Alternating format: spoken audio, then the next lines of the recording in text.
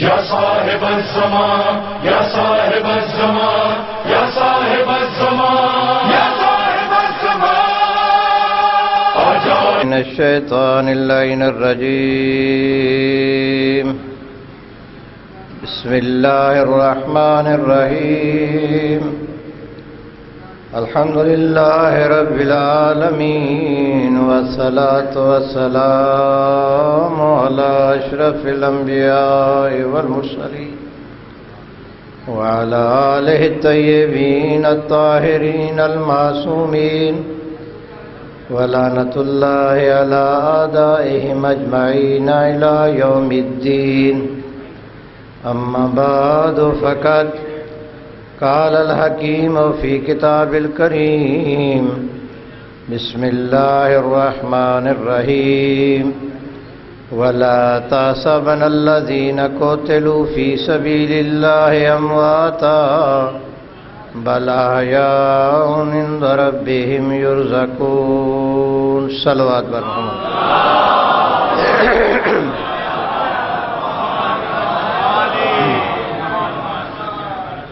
میرے محترم سامعین، مومنین و سادات،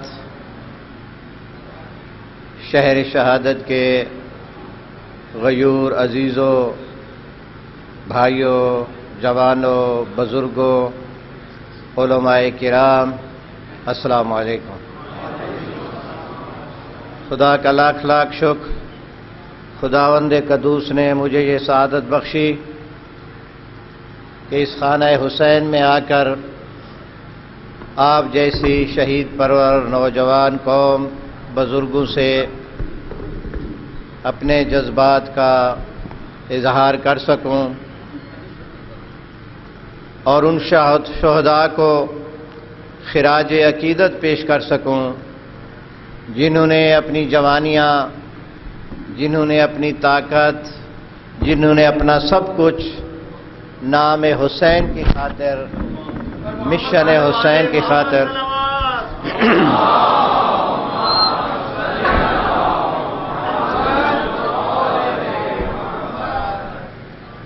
مشن حسین کی خاطر اپنا سب کچھ قربان کر دیا۔ کوشش کروں گا کہ چند منٹ، بس ٹھیک ہے بیٹھیں آپ، کوشش کروں گا کہ چند منٹ شہادت کے متعلق، شہداء کے متعلق اپنی معروضات آپ کی خدمت میں پیش کروں۔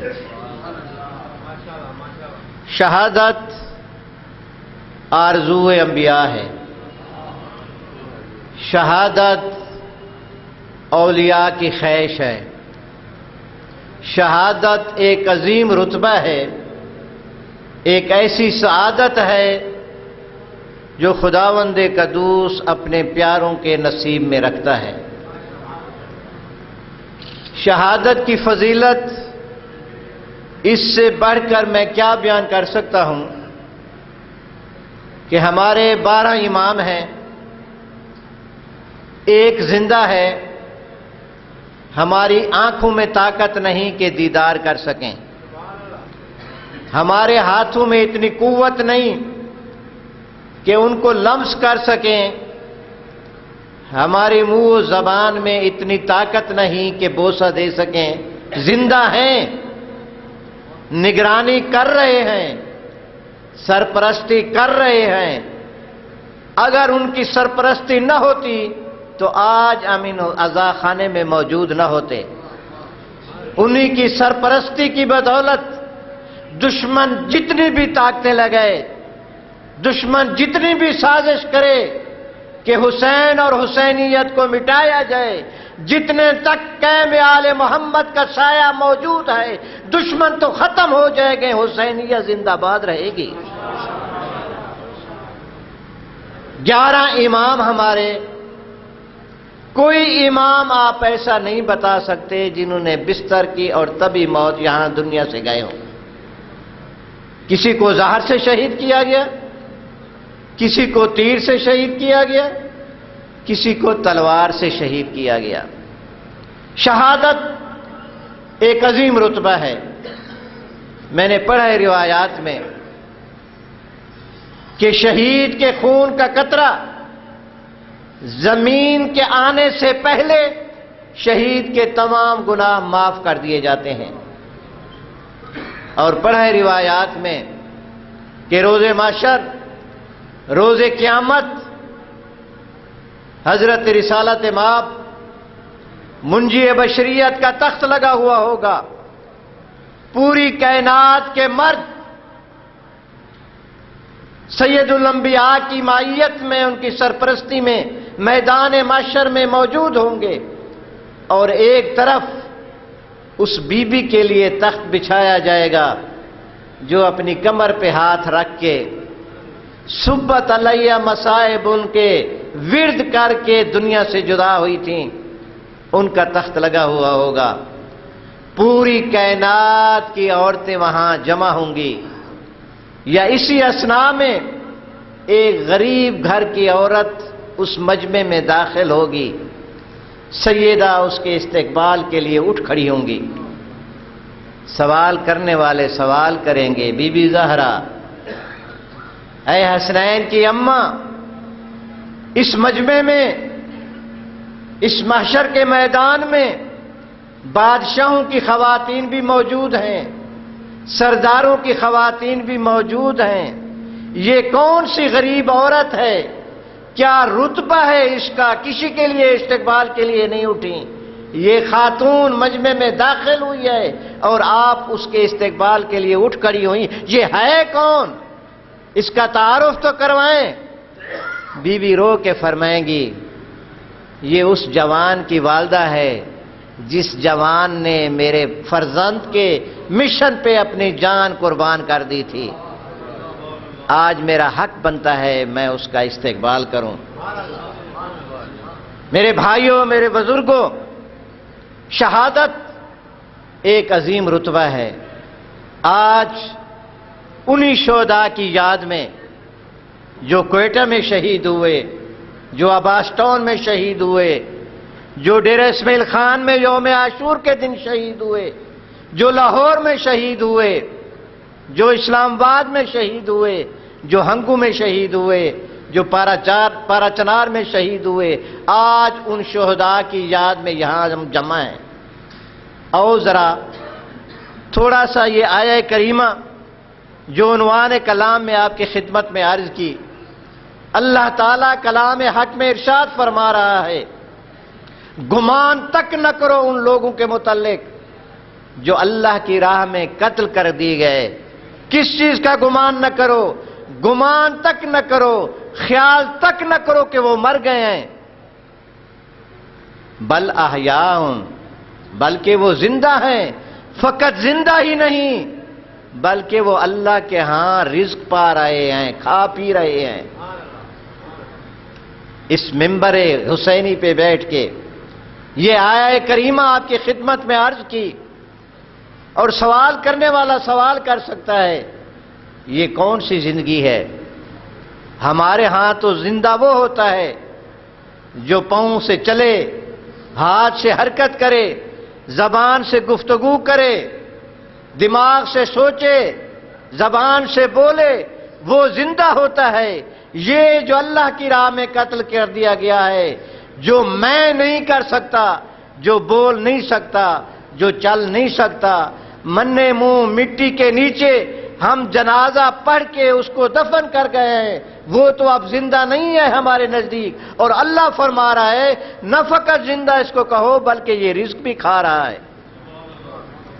مشکل میں پھنس گئے، ہمارے نزدیک وہ مردہ ہو گیا، مر گیا، قبر میں دفنا دیا، اور اللہ تعالیٰ فرما رہا ہے نہ فقط زندہ ہے بلکہ رزق کھا رہا ہے۔ مشکل میں پھنس گئے، آؤ مشکل کشا کی خدمت میں جاتے ہیں اور ان سے یہ مشکل حل کرواتے ہیں۔ ہمارے نزدیک وہ مر گیا، قبر میں دفنا دیا گیا، اللہ فرما رہا ہے زندہ ہیں، اے مشکل کشا ہماری مشکل کو حل فرما۔ مولا متقیان ارشاد فرماتے ہیں کہ آپ نے زندگی اور موت کی حقیقت کو سمجھا ہی نہیں۔ ہمارے نزدیک موت اور زندگی کچھ اور چیز ہے، اور آپ کے نزدیک موت اور زندگی کی تعریف اور اس کا تصور کچھ اور ہے۔ ہمارے نزدیک زندگی ان الحیات عقیدۃ و جہاد، ہمارے نزدیک زندگی کا تصور عقیدہ اور جہاد، نظریے کی بقا، عقیدے کی بقا اور اس عقیدے کی ترویج کے لیے جد و جہد، کوشش۔ اب آئیں جن شہداء کی یاد میں ہم جمع ہیں، بِأَيِّ ذَنبٍ قُتِلَتْ، کیا کسی کا مال مارا تھا؟ کیا کسی کو قتل کیا گیا تھا؟ کس جرم میں مارا گیا؟ کس جرم میں قتل کیا گیا؟ یہی جرم تھا کہ سینے پہ ہاتھ لگا کر یا حسین کی صدا کرتا تھا، ماتم حسین کرتا تھا؟ کیا یہی جرم تھا کہ وہ خانہ خدا میں 5 وقت آ کر یہ اعلان کرتا تھا کہ اشہد ان علی ولی اللہ؟ اسی عقیدے کی بنا پر، اسی نظریے کی بنا پر اسے شہید کر دیا گیا ہے۔ اب مولا متقیان کی اس تعریف کے مطابق اور ذرا غور و فکر کریں، جن شہداء کو اسی جرم میں قتل کر دیا گیا، شہید کر دیا گیا، کہ وہ ماتم حسین کیوں کر رہا ہے، وہ مجلس حسین کیوں کر رہا ہے، اسی جرم میں قتل کیا گیا کہ اشہد ان علی ولی اللہ کی صدا بلند کیوں کر رہا ہے۔ اور ذرا غور و فکر کرو، اگر ان شہداء کے چلے جانے کے بعد، ظاہری طور پہ ہماری آنکھوں سے اوجل ہونے کے بعد، اگر ماتم حسین ہو رہا ہے، اگر یا حسین کی صدا بلند ہو رہی ہے، اگر اشہد ان علی ولی اللہ کی اذان خانہ خدا سے بلند ہو رہی ہے، یہی شہید کا رزق ہے، یہی شہید کی غذا ہے۔ شہید کی جو موت ہے وہ قوم کی حیات ہے، شہید کی جو موت ہے وہ قوم کی حیات ہے۔ ابھی مولانا صاحب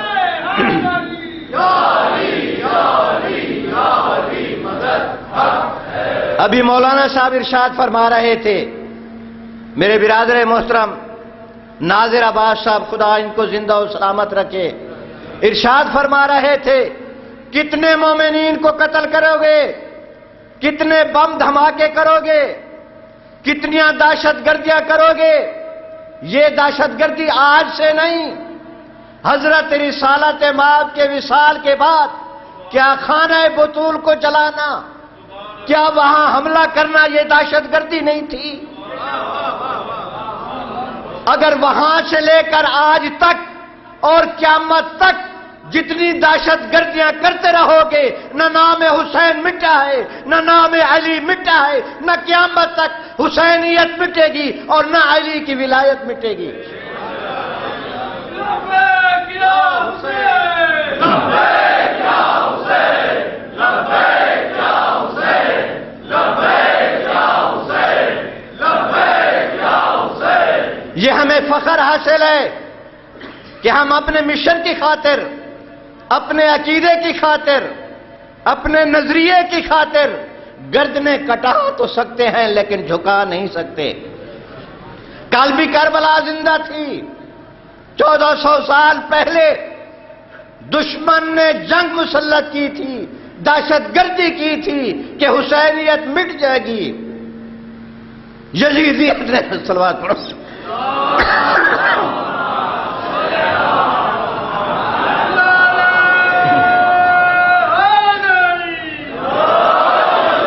صلوات پڑھیں۔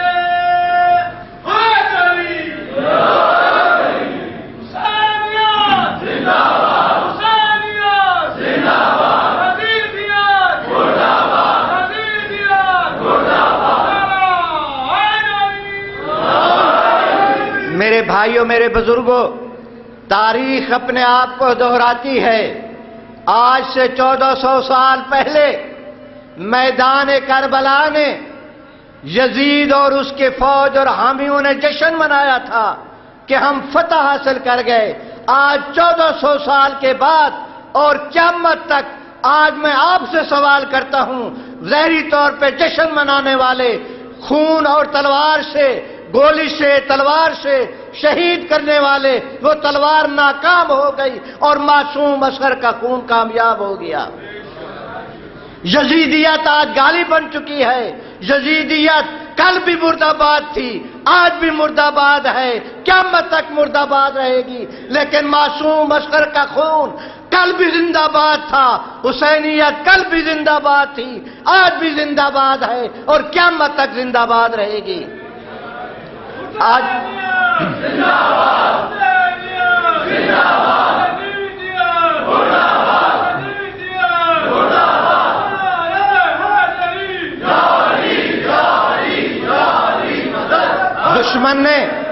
دشمن نے یہ شاید سمجھا کہ ان بم دھماکوں سے، ان خودکش حملوں سے مجلس حسین رک جائے گی۔ میں کہتا ہوں ایک شہید ہوتا ہے، ایک شہید کے ساتھ 3 مجالس کا اضافہ ہو جاتا ہے۔ ایک اس کے جنازے پہ مجلس ہوتی ہے، سوئم پہ مجلس ہوتی ہے، چیلم پہ مجلس ہوتی ہے، اور ہر سال ذکر حسین کا اضافہ ہو جاتا ہے۔ اس خون سے، ان شہادتوں سے حسینیت کو روکا نہیں جا سکتا، حسینیت کو مٹایا نہیں جا سکتا۔ میرے بھائیوں، میرے بزرگوں، آج دشمن کا مقابلہ کرنے کے لیے ہمیں کوئی ٹینکوں کی ضرورت نہیں ہے، کلاشنکوفوں کی ضرورت نہیں ہے، کسی اسلحے کی ضرورت نہیں ہے۔ آج اگر ہمیں اسلحے کی ضرورت ہے تو وہ آپ کا پیار و محبت ہے، وہ آپ ایک ہاتھوں میں ہاتھ ڈال کر اتحاد کا مظاہرہ کر کے، اپنی طاقت کا اظہار کر کے دشمن کو ذلیل و خوار کر سکتے ہیں، جس کا اندازہ آپ نے پچھلے مہینے اپنے دھرنوں میں لگایا۔ اور ایک طاقتور، ایک مضبوط ترین آواز احتجاج بلند کر کے دشمن کو سرنگو کر دیا، حکومتوں کو سرنگو کر دیا۔ ایک پتہ نہیں ہلا، ایک گولی نہیں چلی، ایک دکان نہیں جلی، کوئی نقصان نہیں ہوا، فقط نعرہ لبیک یا حسین کے ذریعے حکومتوں کو آپ کے قدموں میں جھکنا پڑا۔ یہ آپ کا اتحاد ہے۔ اتحاد کی قوت سے، اتحاد کی طاقت سے دشمن کی سازشوں کو سرنگو کر سکتے ہیں، اور جتنے تک قیادت مضبوط نہیں ہوگی، سربراہ مضبوط نہیں ہوگا، مضبوط آواز نہیں ہوگی، داستان تک نہ رہے گی آپ کی داستانوں میں۔ آج اگر آپ چاہتے ہیں کہ ذکر حسین آئندہ نسلوں تک پہنچے، اگر آپ چاہتے ہیں شہادت علی ولی اللہ کی آذان آئندہ نسلوں تک پہنچے، ایک دوسرے کا احترام کرنا ہوگا، ایک دوسرے کو برداشت کرنا ہوگا۔ علماء جو انبیاء کے وارث ہیں، ان کے حکم کی اطاعت کرنی ہوگی۔ اگر آپ نے اپنے آپ میں یہ جذبہ پیدا کر لیا، یہ فکر پیدا کر لی، آپ یقین جانیں دشمن ذلیل و خوار ہوں گے، اور آپ کی فکر، آپ کا نظریہ، آپ کا عقیدہ کامیاب و کامران ہوگا، دشمن ذلیل و خوار ہوگا۔ جس طرح کربلا کی جنگ کے بعد حسینیت زندہ باد تھی، اسی طرح آپ کی شہادتوں کے بعد بھی ذکر حسین بھی زندہ باد ہوگا، حسینیت بھی زندہ باد ہوگی، امام بارگاہ بھی آباد ہوں گے، مساجد بھی آباد ہوگی، اور لاؤڈ سپیکروں پہ اشہد ان علی ولی اللہ کی صدا اور اذان بھی بلند ہوگی۔ آپ قیادت کے مقام کو سمجھیں، قیادت کی اہمیت کو سمجھیں، اپنی طاقت اور قوت کو سمجھیں۔ آپ کی اتحاد کی قوت سب سے بڑی طاقت ہے۔ دعا ہے اللہ تعالی ہمیں مشن حسین پہ عمل کرنے کی توفیق عطا فرمائے۔ دعا ہے قائد ملت جعفریہ علامہ سید ساجد علی نقوی تشریف لا چکے ہیں۔ خداوند عالم